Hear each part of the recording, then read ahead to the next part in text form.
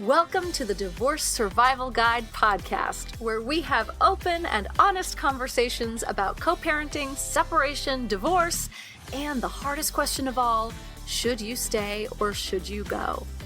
I'm Kate Anthony, your Divorce Survival Guide, and I'm here to help you navigate some of the roughest waters you've ever swum in and answer some of your toughest questions. I've been to hell and back. And now it's my mission in life to help you get to the other side of this process with your sanity and your heart intact.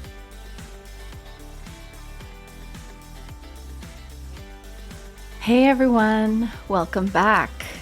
So, continuing on with our series on neurodivergence in relationships, I have with me today the one and only Zawn Villines.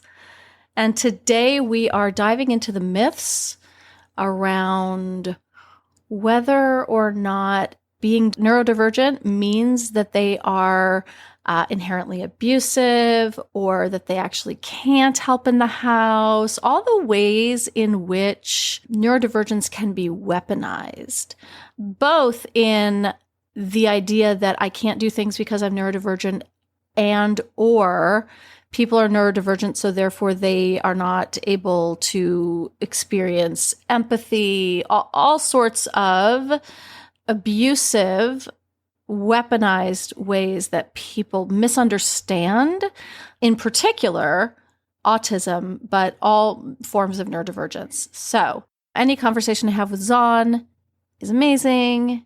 And this episode is no different. So if you like it, please share it. And if you like it, please head on over to Apple Podcasts and give it a bunch of stars. 5 would be great. And so without further ado, here's my conversation with Zawn Villines. Zawn, thank you so much for coming back and talking to us again. Thank you for having me. It is always such a pleasure. So today we're talking, this is our series on neurodivergence and in relationships. And one of the things that we hear very often, you and I and all of us in this space, is when someone says that their husband is abusive and describes all sorts of patterns of abuse, someone will say, it sounds like he's autistic. What do you have to say to that? Well, there's two things that are wrong with this. And the first is that this is really ableist because it is labeling autism as inherently abusive. And all of the data on not just autism, but really any neurodivergence shows that neurodivergent people are far more likely to be abused than to be abusers. And so the real dynamic here is that when a woman is in a relationship with a man who is mistreating her, it's more likely that she is neurodivergent than that he is, and that her neurodivergence has made her much more accepting of his behavior than she otherwise would be, and has cut off her access to resources. But let's assume for the sake of argument that this abusive man really is neurodivergent. So what? Being neurodivergent does not entitle you to abuse people. No one is entitled to a relationship. And the real problem with this framing is that it centers the man of, it's okay if he treats her badly if he has a reason, rather than centering the woman as a person, as a whole person who is not a tool or an appliance or a recovery center.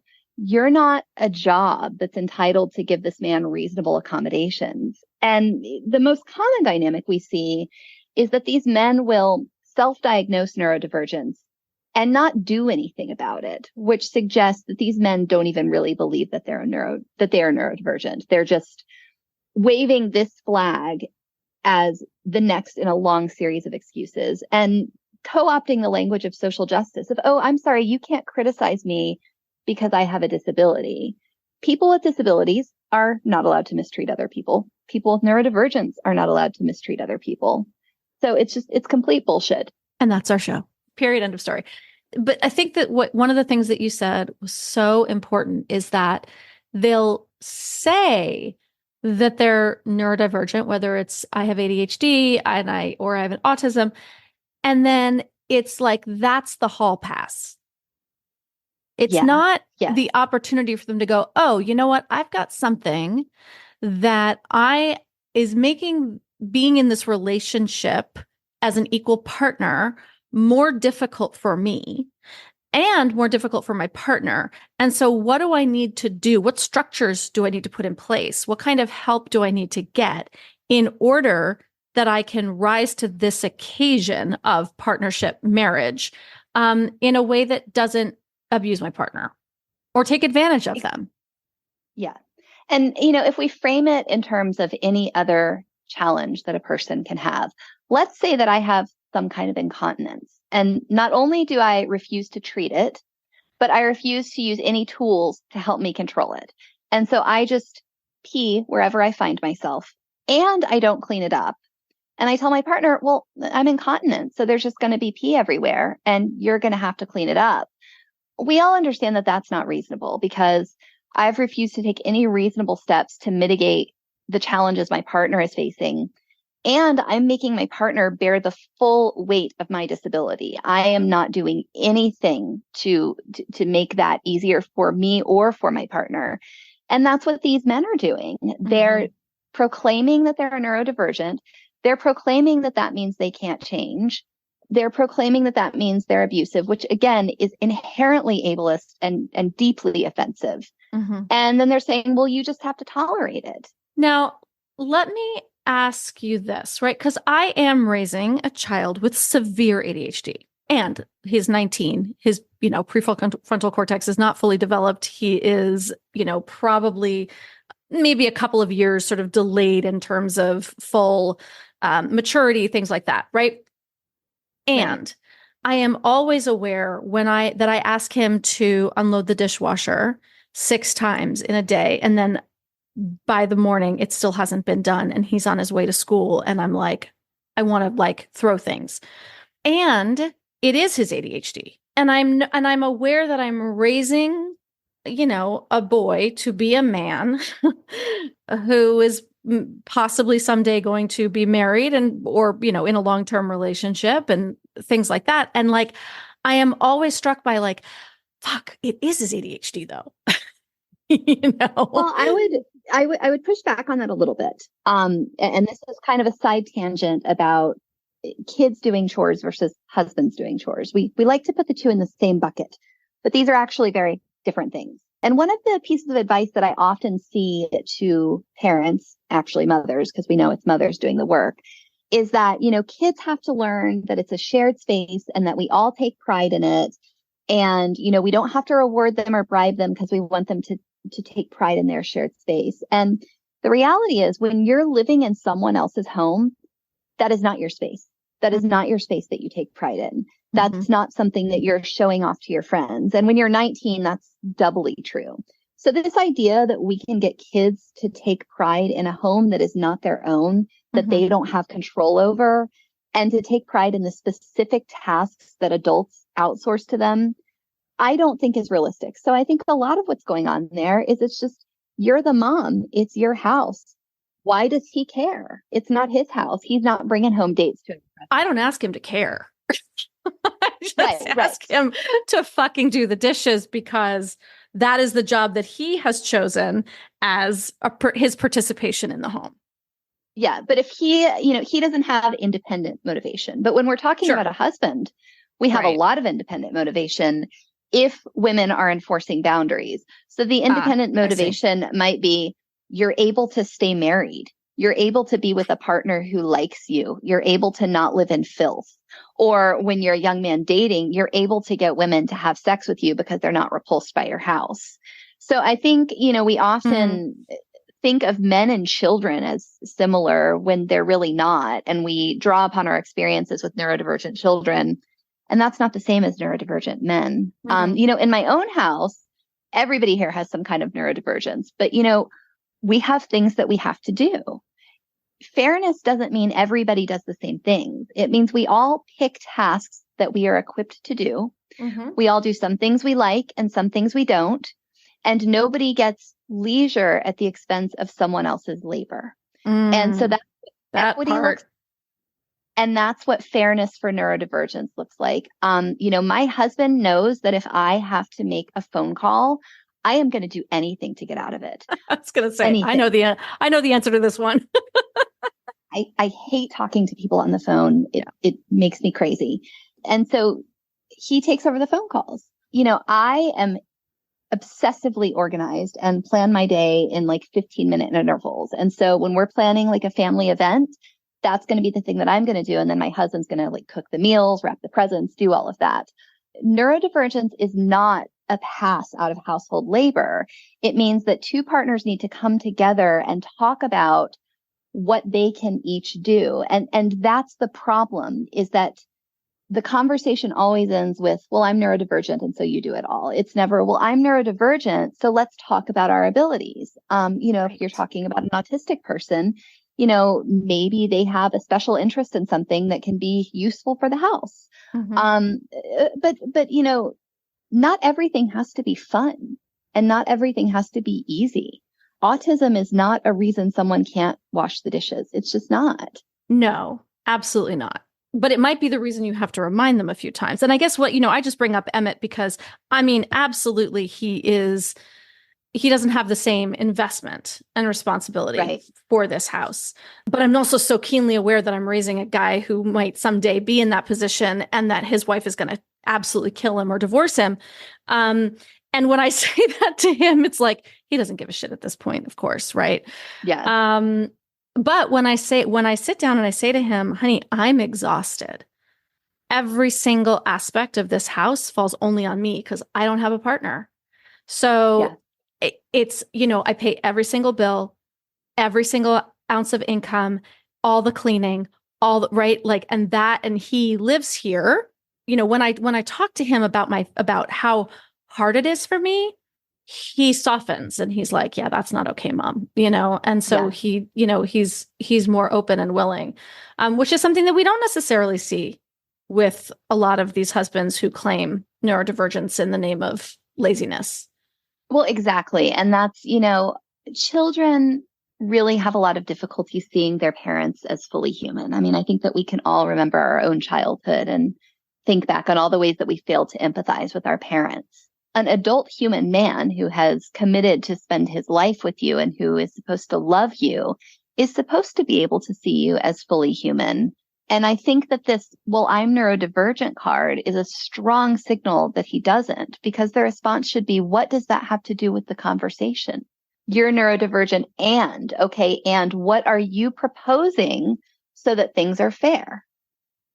Right. That's right. I want to shift a little bit, and I want to talk about the idea of abusive behaviors, not just in domestic labor, right? But like actual abusive behavior. Someone says, oh gosh, it sounds like he doesn't have empathy, must be autistic. Right. Yeah. So this idea that autistic people are not lack empathy is just false. I think that it's a shorthand for people to understand autism. It is difficult for autistic people to understand things that have been made culturally normal. Autistic people generally want more direct communication rather than like passive aggressive indirect communication. They may not pick up on subtle cues. That's not about empathy. That's about a lot of people communicate in a way that's not direct. So that's not autism. But even if it were, even if a hallmark of autism was lack of empathy, well, autistic people aren't entitled to relationships because no one is entitled to a relationship. A relationship is something you co-create with the other person, where you each bring something of significant value. And, well, I'm autistic, so I can't bring value is, again, false and ableist. But also, even if it were true, well, sorry, I guess you don't get a relationship then. We actually get to opt out. If that is the response, then we actually also get to choose whether we're going to be in the relationship or not. Right. And this is all about what this really is about centering men. It's about men as the main story. He is the hero with the autism, and it's her job to support him. We never, ever ask, is a woman neurodivergent? Is a woman struggling? And when we do identify that a woman is struggling, we weaponize it against her. We tell her, oh, that's your hormones talking, or oh, that's just your postpartum depression. Autistic women hear all the time, well, are you sure he's really abusive, or are you just misunderstanding it because you're autistic? Oh, wow. Interesting. I hadn't heard that one. We always weaponize neurodivergence against women, whether the woman is neurodivergent or the man is. And that's what reveals that this isn't really about neurodivergence. It's about just finding whatever excuse we can for men to benefit at women's expense. And this whole thing, right? This is all about supporting patriarchy. It's just basically always our job, no matter what, right? There's no exit to this maze, right? Unless it's actually exiting the maze, right? But having it be that women are the ones suffering no matter what is really the problem. We're going to take a quick break and we will be right back. This message is sponsored by HelloFresh. With HelloFresh, you get farm-fresh, pre-portioned ingredients and seasonal recipes delivered right to your doorstep. Skip the trips to the grocery store and count on HelloFresh to make home cooking easy, fun, and affordable. That's why it's America's #1 meal kit. You guys, I know that in the midst of all that you're going through and all that you're thinking about and all of the decision fatigue that you're already dealing with, the last thing you want to be doing is meal planning, making lists, buying tons of ingredients that then you have to throw away at the end of the week. And you start to feel frustrated and like it's a waste. And like, why can't you keep on top of this stuff? Stop. Stop even trying. HelloFresh has got your back. From the planning, the shopping, and prepping to actually getting everyone to enjoy what you've made, family dinners can be stressful. HelloFresh gets it, and they make it easy by delivering fresh ingredients and picky eater approved recipes right to your door each week. With a changing menu of 50 recipes to choose from each week, HelloFresh makes it easy to always find something that the whole family will love. And if you have a rotating number of people in your house each week, you can also have their 6-portion plan that are perfect for feeding the whole family or to have leftovers for effortless lunches the next day. HelloFresh saves time, it saves energy, and it really does save you money. I really, really highly recommend using HelloFresh, and for a limited time, kids eat free. So go to hellofresh.com/DSGkids to unlock this exclusive offer. 1 free kids meal box for 2 months while your subscription is active. So that's free kids meals just by going to hellofresh.com/DSGkids. HelloFresh is America's #1 meal kit, so don't miss out.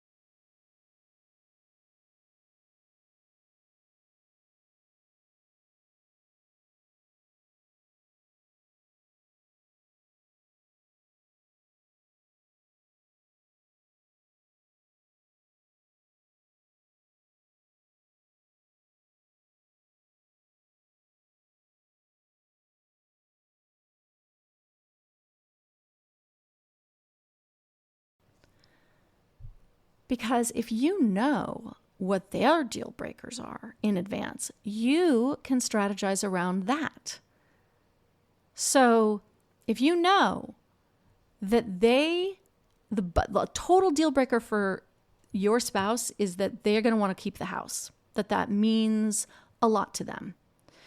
You can maybe, if you know that you are willing to give up the house, maybe don't say that right away. Maybe as part of your strategy is that you put that in your back pocket and you hold on to it until you come to one of your deal breakers and you say, you know what? If you'll grant me this thing that you really want, that's a deal breaker for you, I will give you, and then you present your deal breaker. So again, strategy, negotiation, deal breaker for deal breaker.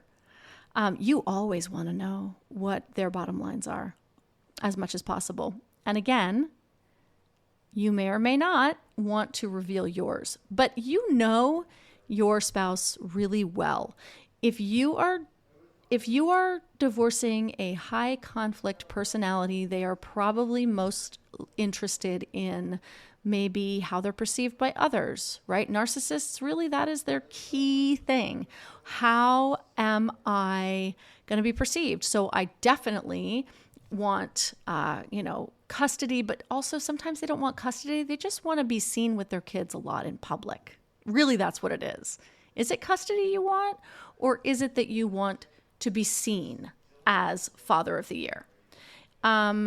Is it that you want to stay in the house so that you can look like they want to stay in the house so that they can look like the abandoned, sad spouse whose, wife left him? Fine.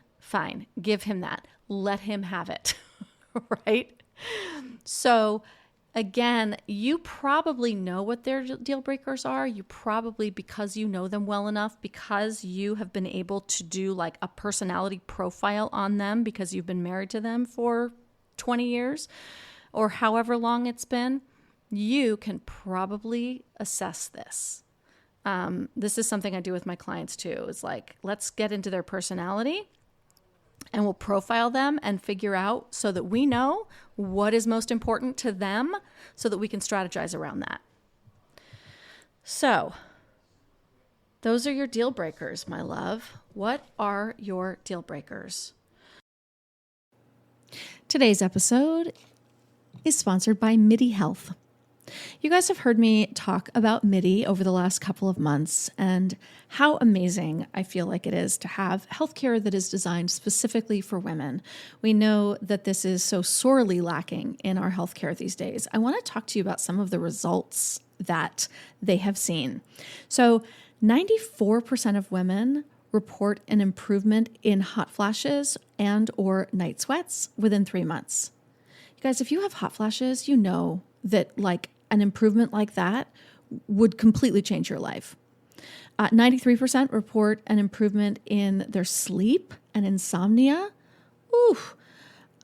Moodiness, irritability, anxiety, or depression. 92% report improvement within 2 months. 87% report improvement within 5 months of painful sex, vaginal dryness, and libido changes. 89% report improvement within 5 months of brain fog, memory lapses.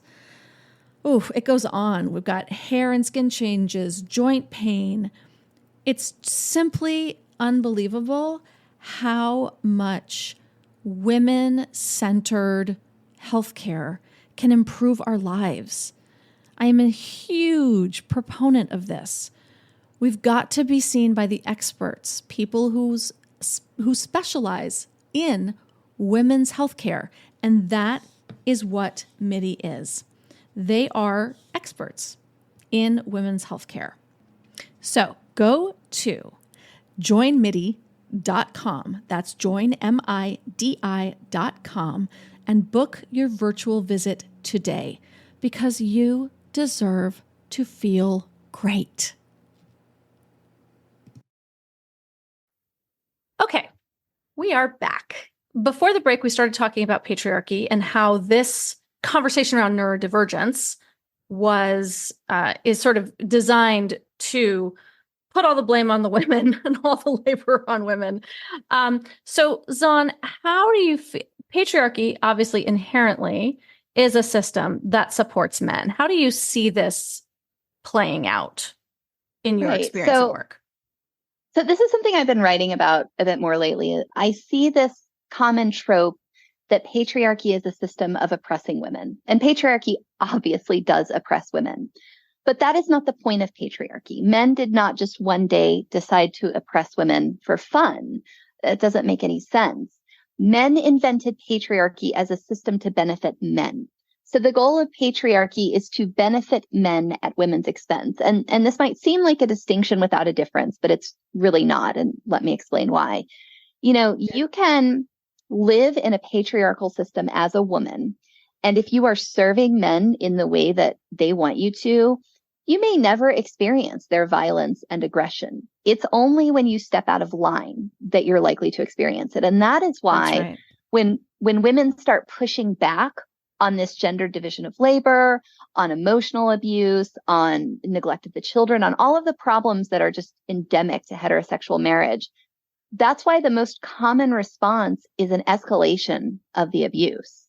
It's why I think all these systems that aim to get women household equality are just so poorly informed about what things actually look like. Because when you communicate more, what happens is he just tries to enforce it more. And it spirals, because the purpose of patriarchy is to benefit men. If we're talking about something like household labor, having tons of extra free time, having tons of extra friendships, more travel, less responsibility, more sleep, this is an immense, massive benefit. It's not a small thing.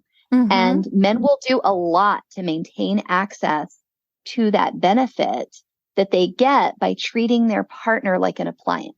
I love the way you put that, because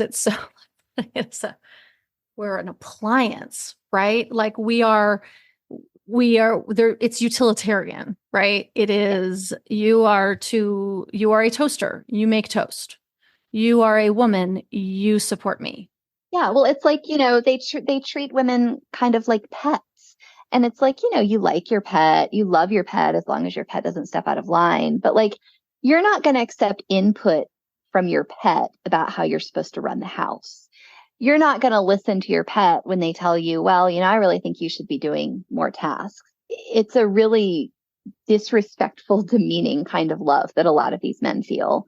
Mm. And it's because they see women as lesser and as things that are there to service them. And they don't have to be consciously aware of this or articulate this belief. You can tell that a man believes this by looking at the way he treats his partner. Mm-hmm. Does he play video games while she wraps presents? Mm-hmm. Does he sleep while she breastfeeds the baby? Does he sleep while she's giving birth to the baby? Uh-huh. If yes, then he doesn't love her. Right.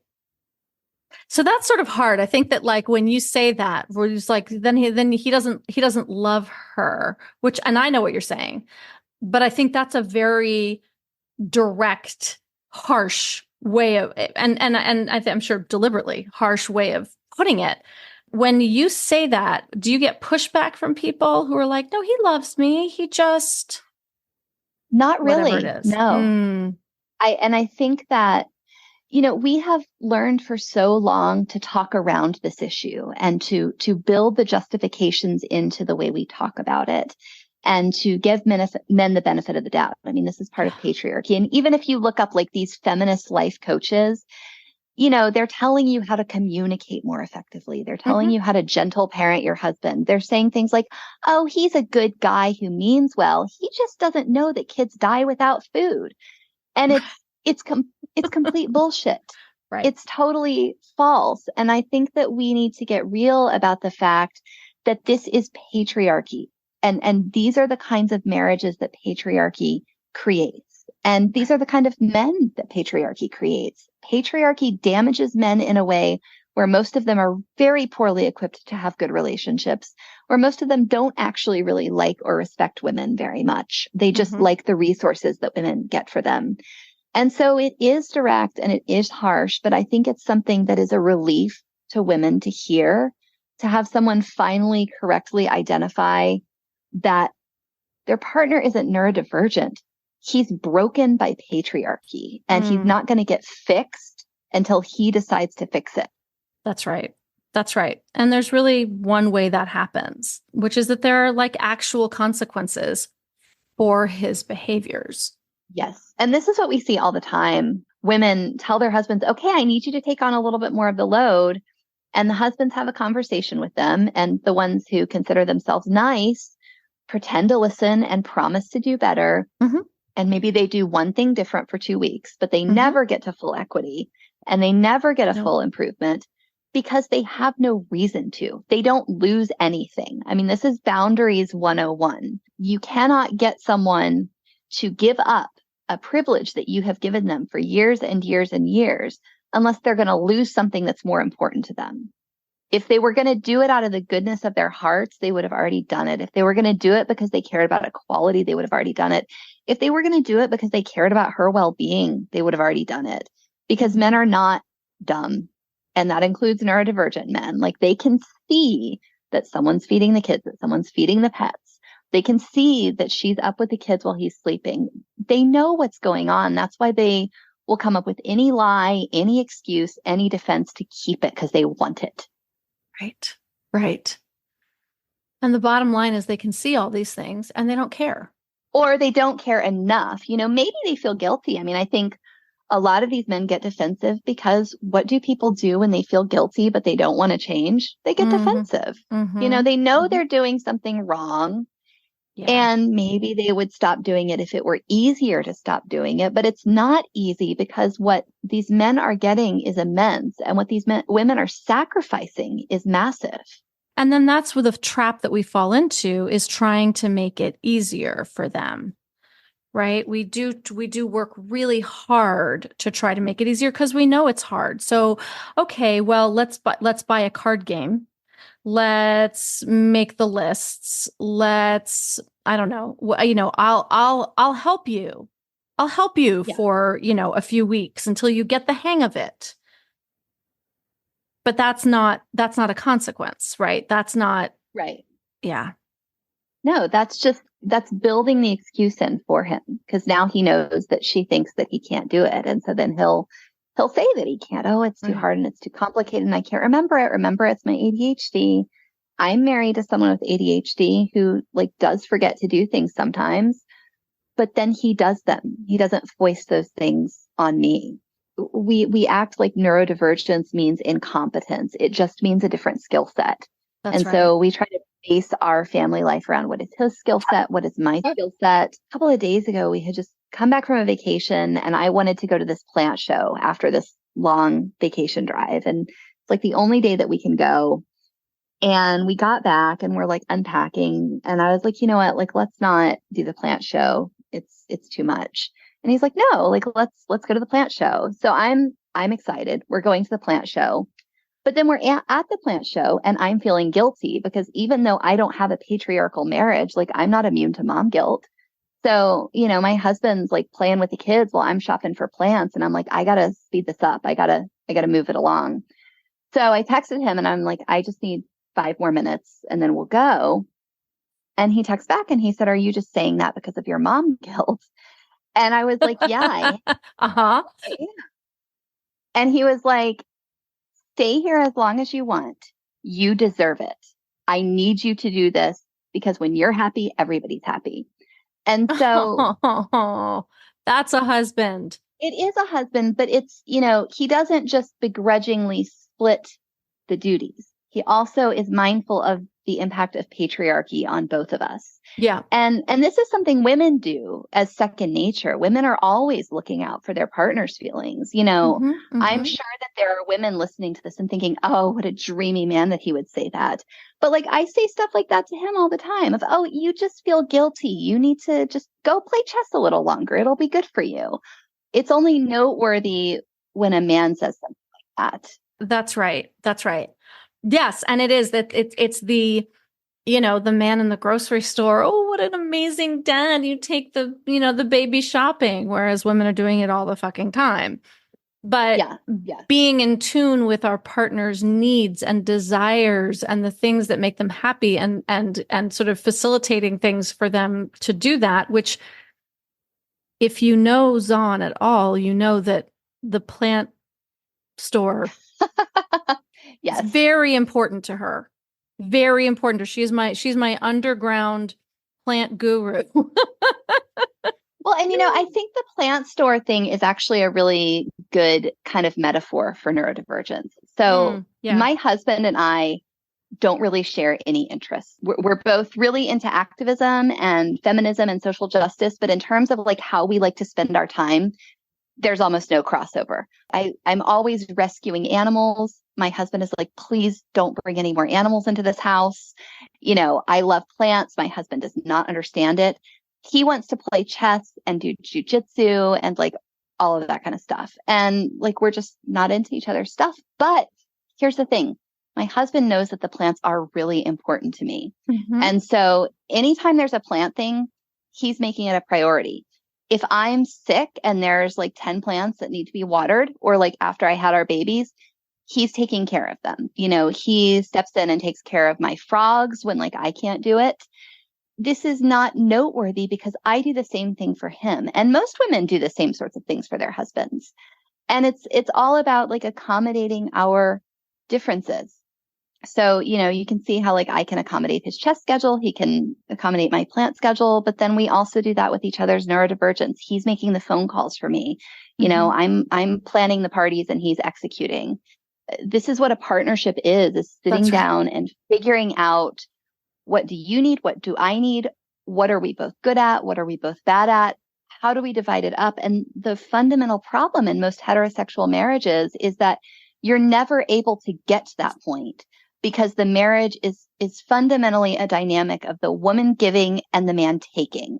That's right. And then all the bullying that's associated with that, right? Because if I have a need, if I express the need, if I say, I can't do this anymore, fundamentally, most of these marriages that we're talking about, they are abusive. Anything that takes advantage of, or where somebody else is benefiting off of the labor of another person, unpaid labor, right? Especially when the expectation is partnership, it's abuse. Well, and to the abuse thing, like I hear all the time, people say, oh, well, it's just household labor inequality. Well, first, that is a huge thing because that person is literally stealing your life. They're taking years of your life over the course of a marriage. But the other thing is it's never just household labor inequality because there are whole systems in place to support this. For a man to get away with forcing his postpartum wife to be the only one who gets up with the baby and the only one who cooks, there has to be a whole structure of psychological degradation built in for that to happen. It's just not the case that you can have a marriage where there is household labor inequity and there aren't also other forms of abuse. They're always there. Mm-hmm. Mm-hmm. That's right. That's right. And like, I'll give you an example. If there is an imbalance, then it's always going to be the woman is learning more about parenting. And if the woman is learning more about parenting, then the dad is going to be an inferior parent who treats the children badly and who undermines the mother's parenting. So right there, you see how inequality isn't just inequality. It's also giving way to abuse. I think this is one of the most common issues that I see is that we do all of the reading of all of the books, the podcasts, we get pregnant, we get the books on parenting, we get the baby books, we sign up. Now, I guess there are websites that track it and all of these things. And they are not doing any of that. And so then we are responsible for delegating or teaching and are usually rebuffed when we do so. I want to talk more about this on the other side of our break. This message is sponsored by Greenlight. You guys, a new school year is starting soon, and if you're a parent, you want to make this new school year an opportunity for your kids to learn important life skills and continue building independence. So for that, I recommend Greenlight. Greenlight is a debit card and money app for families where kids learn how to save invest, and spend wisely. And parents can keep an eye on kids' new money habits. Then there's Greenlight's Infinity Plan, which includes the same access to financial literacy education that makes Greenlight a valuable resource for millions of parents and kids, myself included, plus built-in safety to give you peace of mind. With a chores feature that lets you reward kids for honoring their responsibilities around the house, you can help kids get into their fall routine more easily than ever. So no matter which features make the most sense for your household, Greenlight is the easy, convenient way for parents to raise financially smart kids and for families to navigate life together, even if living apart. So sign up for Greenlight today and get your first month free when you go to greenlight.com/DSG.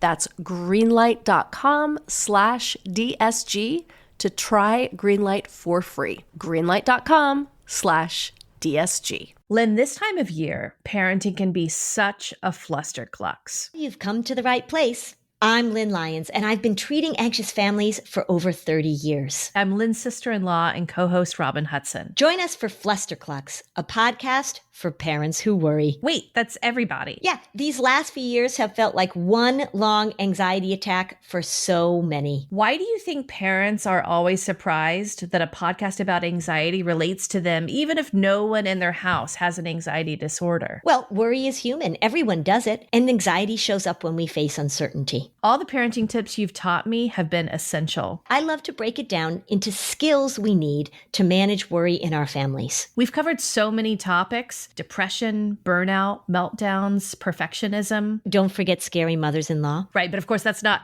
my mother-in-law. Because that's my mother. And a listener. As a psychotherapist, I like to teach parents and kids how to respond to everyday moments in healthy ways. Managing anxiety really can be taught. It really can. And I'll even tell you what to say. We talk about serious stuff, but without being too serious. Anxiety wants everything serious.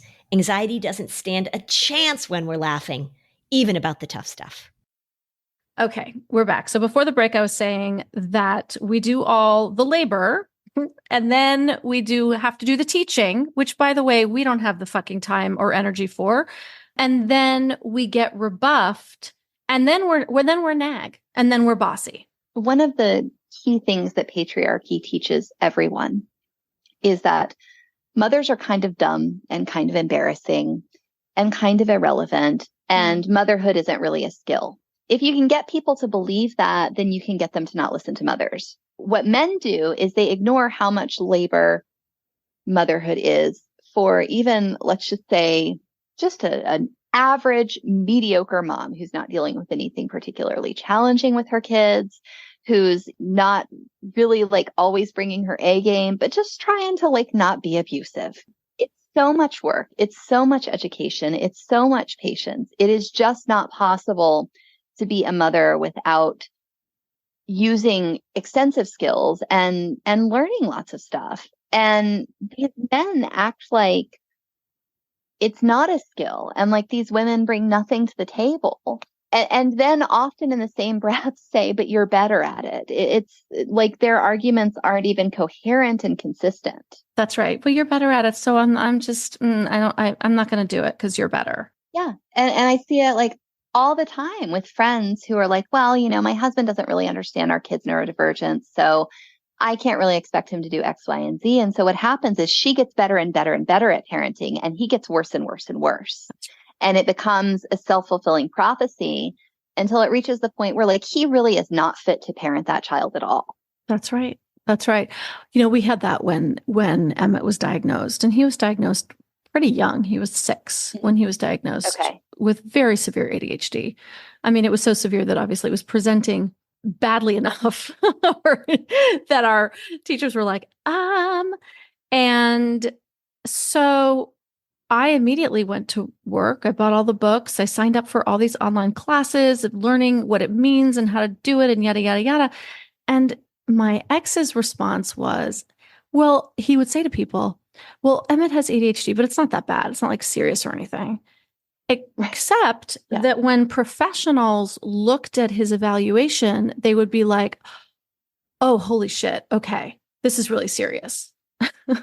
So I would say, no, it is really bad. It is really serious, actually. And he would parent with discipline because that's, power over. That was going to work. And he was so sort of dismissive for so long of the severity of what we were dealing with. The narrative was that I was just coddling. I was because I refused to discipline behavior that I knew was a neurodivergence. I'm not going to discipline or time out the ADHD out of my child, right? That doesn't work. Yeah. That becomes a real problem for advocacy, because the thing a lot of parents encounter is that when they get into the school system, you're sooner or later going to have a teacher who is not knowledgeable about neurodivergence, not knowledgeable about parenting. Shocking. And the mother and the therapist and the pediatrician are all saying this child needs this intervention and this intervention and this intervention. And the teacher or the nanny or the daycare provider or whatever is saying, no, he needs discipline, and he needs boundaries, and he needs this, and he needs the privileges taken away. And so then that feeds the dad's bad behavior, and it undermines the child at school, because then the parents aren't on the same page and they're not advocating together for the child. I mean, I can tell you with my husband and I, who are like very much on the same page, that we get what we want for our kid. And, we've been lucky in that we have found good providers and that we're good advocates and all of that. But I can certainly see a number of situations where if he was showing doubt, we would not be getting what we needed. But because we go in lockstep and we're like, here is the evidence, here is what she needs, here's what we have to do, we basically just get, okay. Yeah, that's right. And it would be really interesting to see what would happen, right? If it was just you, just the woman, going in to the principal's office or wherever to say, this is what we need, right? Because mothers are cast as, oh, she's just coddling, or there's, but as soon as the husband shows up, it's like, oh, no. Okay, we can take this seriously now. Well, we had that experience with a therapist who we no longer use for our child, who, when she met with my daughter's school, which has been nothing but incredible, she said something like, well, part of the problem is the mom's really traumatized. And she wasn't treating me. I know, totally unethical. She wasn't treating me. She didn't know anything about me, the false statement, like all of that. But it's the sort of thing that in the wrong school setting could have really set off a chain reaction of basically, this mother is crazy. And that's the real challenge this child has. Wow. But instead, my husband went in and he was like, we fired the therapist. She has never treated Zawn. She doesn't know anything about Zawn's history. She's never spent more than 10 minutes with Zawn. Let me tell you about what's really going on.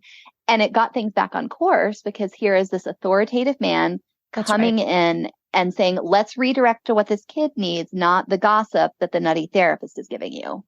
Right. But if you hadn't had him going in and doing that, like it would have just been like the nutty, traumatized woman, going in and trying to advocate for yourself against a system that was probably already biased against you. Exactly. And that's what most women deal with. And I see it all the time, where they put so much effort in and then the husband just undermines it. And, we know we have this system where we perceive mothers as dumb and where we want to blame them for their children's struggles. And so as soon as there's an opportunity to blame mom, we'll take it. Ugh. So let's go back to this idea of neurodivergence as a weapon of the patriarchy. Yeah. Because that's really what it is, right? When we say, oh, well, he's just autistic, or has ADHD or whatever, who's neurodivergent, so he can't XYZ. He can't participate as a full partner in this union, in the system that we've created together. That is a weapon. That is now a weapon of patriarchy. Exactly. And the thing I would say about that is, like, I want to be really clear that neurodivergence is real. And we're having a moment right now where we treat neurodivergence as kind of like an amusing personality quirk. The reality is we live in a really ableist society where our society disables neurodivergent people. It's not that neurodivergent people are broken. It's that they live in a society that is not designed for them. And so things that are completely morally neutral get treated as really catastrophic disabilities. And we refuse to accommodate, and we try to teach kids to do silly things like make eye contact or, be able to meet in person versus Zoom or whatever arbitrary thing we've come up with. So I want to say neurodivergence is real, and it is really hard to be a neurodivergent person in an ableist society. It's a good thing that we are becoming more and more aware of that. But when I say that neurodivergence is a tool of patriarchy, what I mean is that patriarchy will use whatever it can to put women back in their place in service of men. And so that means if the woman's neurodivergent, that's going to be used against her. She's crazy. She's hysterical. She's unreliable. She doesn't understand her own life. She doesn't deserve any accommodations. And if the man is neurodivergent, that's also going to be used against the woman. Well, she needs to better accommodate him. She needs to learn how to deal with him. She needs to gentle parent him. She needs to give him a break. There's no scenario in which we say, well, she's neurodivergent, so he needs to do 99% of the labor. Can you imagine? And often when this is happening, both the man and the woman are neurodivergent. In one of my surveys, I asked about neurodivergence, and neurodivergent women actually did more household labor and more parenting than any other group. And a lot of them told me it was because they felt like they had to compensate. They had to prove that they were good enough. They had to prove that they could do it. And neurodivergent men did less of everything than any other group because they could lean on neurodivergence as an excuse, and they could use their partners as accommodation. So what do you suggest women do when faced with conversations about anything, parenting, any form of inequality, or just relationship issues, and the partner says, well, I can't because I'm neurodiverse? Okay, well, let's have a conversation about what you can do and how we can split this evenly. So you can't help the kid with the homework or cook the meals. So I'll do the homework and you do all the school drop-offs and pickups. You can't cook the meals. So, I'll cook the meals and you do all the grocery shopping. And what you'll quickly find is that what he wants her to believe is that actually he can't do anything. Mm-hmm. And so then it's, okay, well, you can't contribute anything to this relationship. Why should I be in this relationship? Aha. Right. And that's really the answer, right? Cause it's not, okay, well, I guess how can I further accommodate you? My response usually, with Emmett, if he's struggling, I say it's not an excuse to not participate. Unfortunately, it means that you have to work harder to come up with systems and structures to help remind you, or right? If I say, let's do this, you got to do it now because you're going to forget. And that doesn't mean that it automatically slides back onto me. In an adult relationship, it's you are a grown-up and you are an equal partner in this. And so if you need help and reminders, ADHD coaches can be really great, right? Yeah. But it's not, the opting out is not acceptable. That's not how we do this. Right. Well, and there are meaningful and loving ways to accommodate your partner. And in an equitable relationship, it looks something like this. So I need my routine. I need my schedule. I need my environment to be a certain way. And as long as I have that, I am good. And my family understands this. And they support me in maintaining the routine, even if some aspects of the routine are things they wouldn't do. There's no reason that the dishes have to be done by a specific time every night. But, we've all agreed to this because we understand that a healthy mom is good for everyone. In return, when there is a disruption in the routine, I understand that I'm not allowed to act like an asshole because I usually get my routine and I can rely on that as a source of stability. But when we go on vacation, I've got to not be a jerk. And that's the way it goes. So it's reasonable to accommodate your neurodivergent partner, but accommodation does not mean sacrificing your entire life and well-being at the altar of their neurodivergence, particularly if they're not actually acting like a neurodivergent person, because what most of us learn is what our needs are and how to seek them out. And if your partner is not doing that, and if your partner does not seem afflicted by neurodivergence in other areas, like at work, then it's just a weapon. It's just a tool. It's just another way of exploiting you and guilting you for asking for anything. I think that's a really important thing. It's like, the idea of, well, I just have this. And it's like, oh, okay, well, maybe we should, let's go get you a diagnosis. Or how is this affecting you in other aspects of your life? Oh, it's not? Huh.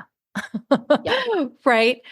And that is a huge, huge red flag for everybody. So we should also consider like what we would do if the roles were reversed. And in most relationships, you have a case study in what to expect if the roles were reversed, because you can look at the postpartum period when a woman is really not safely able to do a lot of things that we force her to do, like being on her feet all day and, cooking for a family while she's bleeding or recovering from surgery. What did he do for you? Did he accommodate you in any way? If the answer is no, then this is just exploitation. Amen, sister. Amen.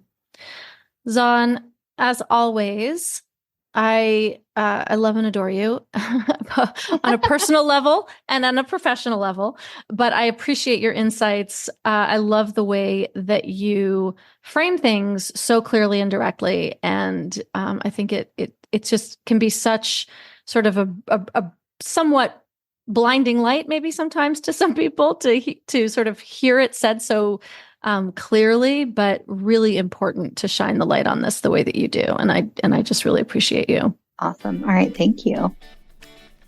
Thanks for tuning in to another episode of the Divorce Survival Guide podcast.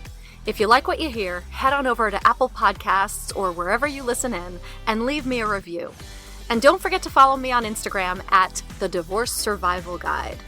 I'll see you next time, and until then, remember, you, my love, deserve to be happy.